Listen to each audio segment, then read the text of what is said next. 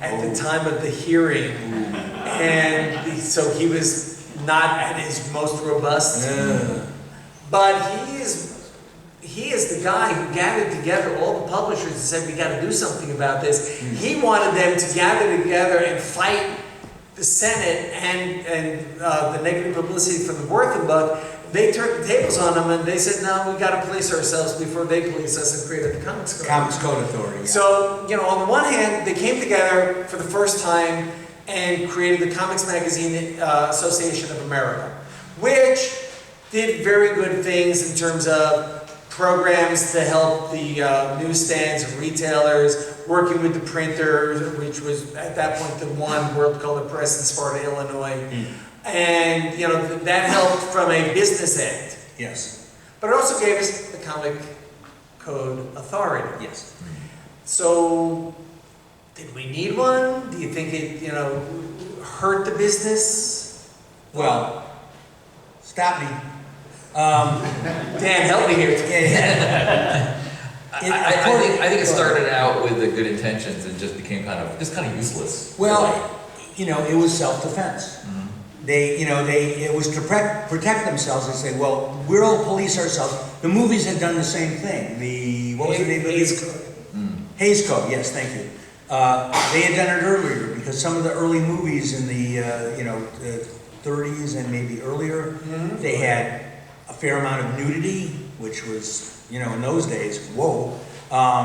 And they had all kinds of, lurid subjects, which the public, of course, enjoyed. So, of course, Congress had to jump on that. And they ended up having to form their own self-policing Hays Code, you know, kind of an agency. And the comics, I'm sure, must have modeled their comics codes strongly after that. And they needed to do it because the comics had come under such fire from, you know, all sorts of sources that, you know, it may have been a case of it saved the industry from just having, you know, completely be destroyed. You know, parents were up in arms, the politicians were up in arms, and, you know, kids are going, I need my fix, you know. So it was an important thing. It was not necessarily the most even-handed sort of a policing agency. But what happened is all the publishers had to submit their comics to the Comics Code Authority, and each issue had to be approved by them before it was allowed to go to press. They would get the original art and stamp on the back, approved by the Comics Code, back in the original day. Also, you needed a college degree to work for the Comics Code Authority. Dr. Leonard Darvin, I think, was the first administrator. But they had to have college degrees or doctorates, and you know, they were taking it very, very seriously for the PR value of it all. And it was also so incredibly restrictive about, you know, evil can never be seen to triumph. Right. Certain words couldn't be used anymore, which were aimed right at the EC line of Was it like terror and horror or something like that? Zombie. Yes. And no vampires, werewolves gone. Right, vampires and werewolves. What, you know, how are you going to do a horror book? And Morbius, that's how. How? Morbius. Romance had to be chaste. Things like that. Early on, many artists were asked to do some breast reduction in their drawings because it was too Very suggestive. lucrative field. Yes. At Archie, we had a lot of whiteout that was used in cleavages. Oh, really? Yeah. You want to talk about that? Go ahead. No, just basically send stuff off. Dan DeCarlo was the culprit, the main culprit there, and a lot of just. It was funny because sometimes they'd send pages back and you had to like wipe them out, and then sometimes stuff just went through that was even like more severe than the stuff they were. You probably could send the same thing through twice, and then one time it would get rejected, and one time it wouldn't. Depending on who read it. It was very random. It was very random. So, yeah. Well, you got anything, Louise? No, other than its utter randomness. You could have something that you kind of questioned as you sent it off, though you were in trouble, and it would go straight through. And then I had a King Conan story. This is back in the, oh gosh, whenever. Where King Conan and his wife, fully clothed, sat down beside a fire after some, adventure, and it was the end.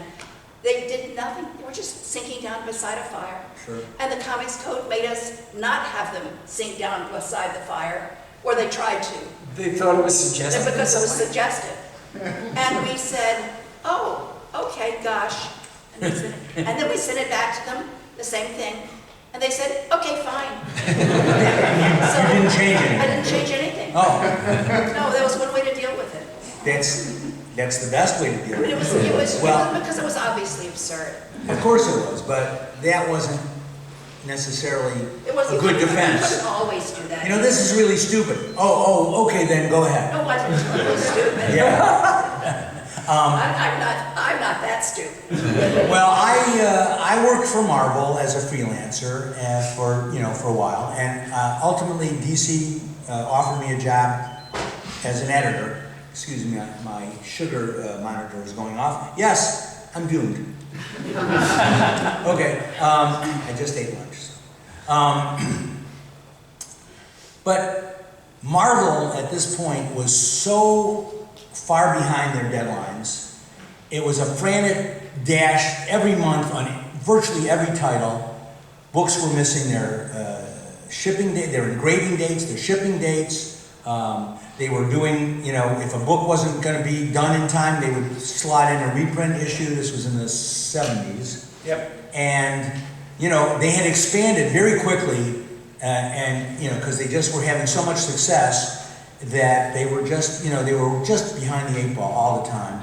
And, I was talking to somebody up there, and they said, "Oh God, half the time we don't even send the books to the Comics Code, or if we do, we can't wait for them to get back to us and let us know whether we have to change anything. So we send it to them, and then we just send it to the printers, and they print it." And I told that story. Oh, now DC hired me to be an editor, okay? And I was at a convention, and I said, "Oh yeah, at Marvel they're so late all the time that half the stuff doesn't even ever get approved by the Comics Code before they send it out to be printed." Well, Joe Orlando called me into his office, and he said, Alan, you said this at a convention, and you said that that Marvel, half the time they don't even, get the approval from the Comics Code. I said, "That's my understanding." And he said, "Well, the Comics Code is really mad at you." I said, "For telling the truth?" You know what? He said, "No." He said, "You got to write them a letter and apologize and explain yourself." So I did. I sat down. I was a good soldier. I sat down and wrote a very nice, considerate letter. "Oh, dear, Comics Code nerds. I'm sorry if I gave you the wrong impression. I had heard some stories. Perhaps they're not even true.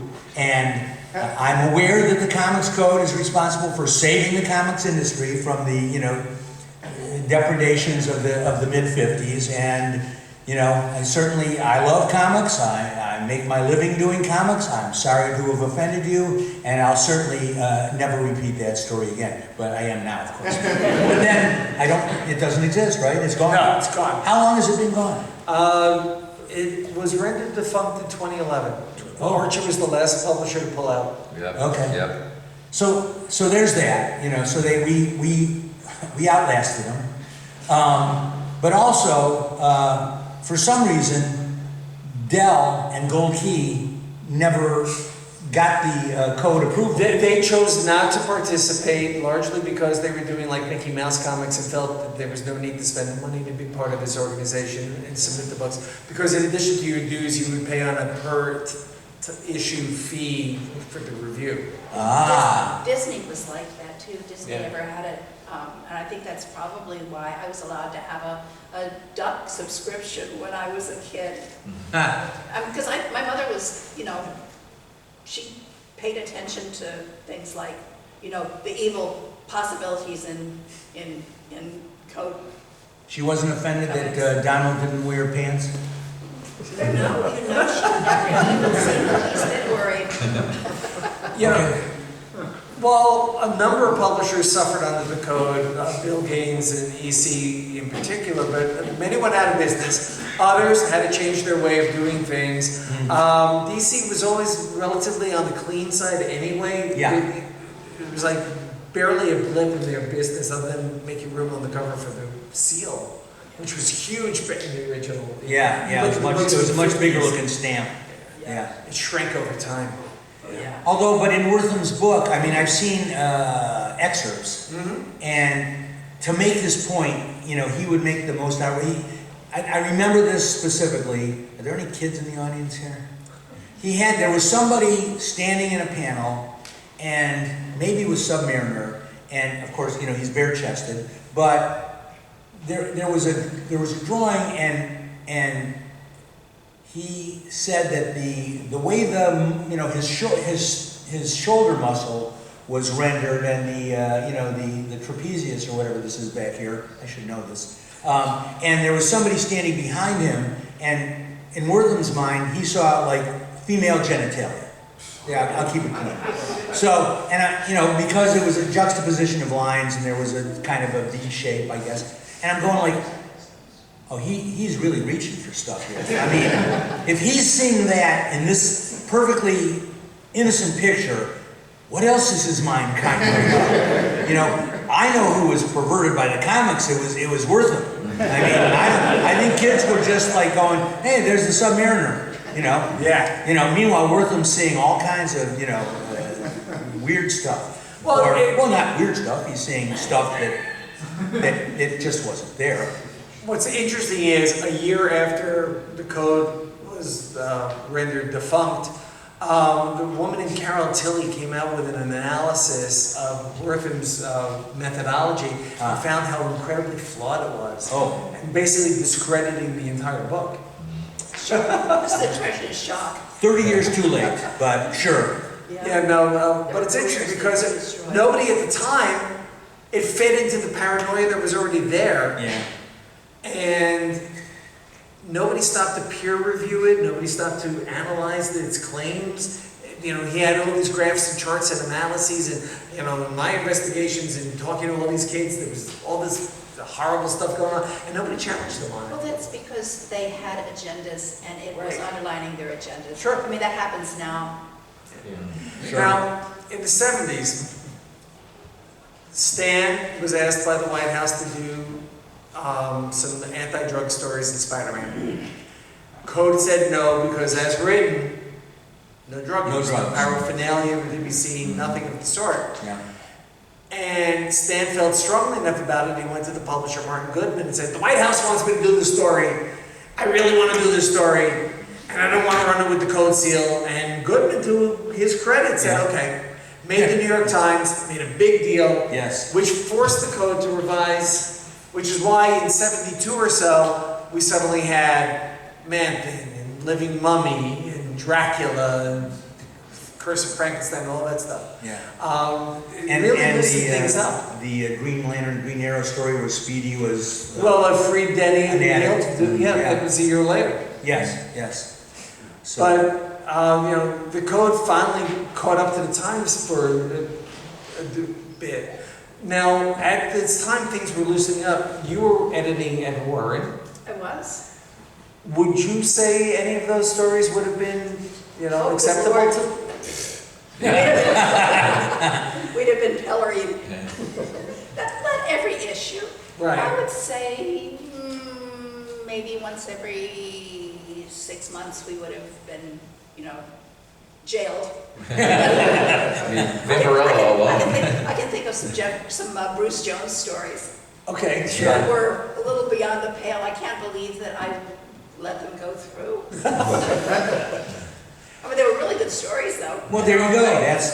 I know. You were right. I get more involved if the stories are good, and if they're a little bit off, I'm fine with that. Yeah. Which is probably why Warren Books didn't have the comics code. Well, they were also magazine size. technically magazines. Oh, they were technically magazines. And it's true. they were Black and more white expensive, art. and they were probably on, they weren't in the comic racks, they were probably on next to a bunch of magazines and stuff. And, Gaines awarded the code by making Mad a magazine. Yes. Yes, that was, they stopped doing all the horror books, and unfortunately the science fiction books. But the Mad comic book, it started out as a comic book for the first 2 years, I guess, 24 issues, whatever, somewhere in that range. It was selling great, And they also even had a companion magazine called Panic, which was exactly the same. But they just stopped publishing all their comics and just kept publishing Mad Magazine as a magazine, which unfortunately now even that's now defunct, more or less. It's no longer a monthly book. Louise, when you went from Warren to Marvel, did you find yourself suddenly having to self-censor yourself because you were constrained by the code? I think I didn't actually always know what the code would accept and not accept. I don't remember ever telling anybody. I mean, the people who worked at Marvel and knew what the rules were. Yeah. But you knew what you could show and you knew what you couldn't show. And sometimes you push the limits a little bit. Yeah. But you never really step over the line. I don't think I ever had anyone actually step over the line. I had, back when I was writing Power Pack, I had a character called the Garbage Man who was a drug dealer. And he, Power Pack were little kids that came up against him. And then we had a cover where the Garbage Man was in the front, and Alex and several of the Power Pack kids were lying in the garbage can looking kind of dead, like. And we were told by the Comics Code Authority that we couldn't use that cover because you were not allowed to show dead children on the cover of a comic, which I thought was really amusing. They were not dead actually; they were just kind of knocked out. And I think Carl might have fought it, and I think that one may have gone out without the Comics Code seal on it. Oh, really? Because he thought that was stupid and they weren't dead. Yeah. What about the Cosmic Code Authority? Oh. Remember that story? Yeah, well, that story. I actually, because I love a good pun, because I am conventional, as you can see, formerly editorial, but, and, occasionally comical, but within Marvel, some of the new guys were doing books that were, sort of cosmic, like Starlin, obviously, and I was always either inking Starlin or following